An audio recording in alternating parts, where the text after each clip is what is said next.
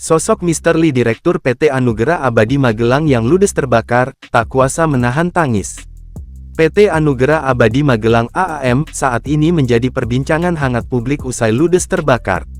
Perusahaan yang bergerak di bidang produk dan jasa tersebut harus mengalami kerugian sekitar 50%. Imbasnya, 2.700 karyawan yang bekerja di pabrik tersebut pun terancam menganggur sementara hingga proses penyelidikan ataupun pembangunan ulang pabrik selesai. Di balik peristiwa naas itu, sosok Lee Myung Ho alias Mr. Lee menjadi sorotan. Lantas, siapakah sosoknya?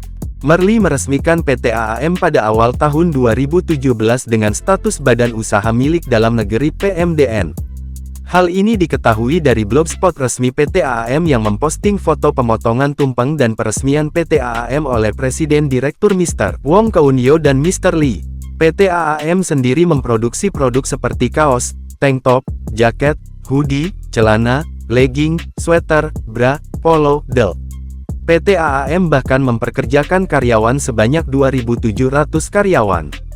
Ironisnya, pada Minggu tanggal 8 Desember tahun 2024 sekitar pukul 11 waktu Indonesia Barat PT AAM ludes terbakar. Mr. Lee yang menyaksikan kebakaran tersebut berkali-kali diam tertunduk lemas sembari menahan tangis. Dalam video yang diunggah oleh akun @vlogmedsos tampak owner tersebut merasa sangat terpukul. Dirinya berkali-kali diam tertunduk lemas sembari menahan tangis menyaksikan pabriknya yang kebakaran. Alih-alih merasa terpukul dengan musibah yang dialaminya, owner tersebut justru masih sempat memberikan semangat pada ribuan karyawannya. Tak kuasa lagi menahan tangis, dirinya menyebut, "Kita pasti bisa bangkit lagi," sembari mengepalkan tangan.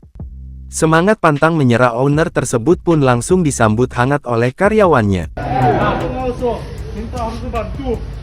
Kita pasti bisa lagi. Kita pasti bisa hidup.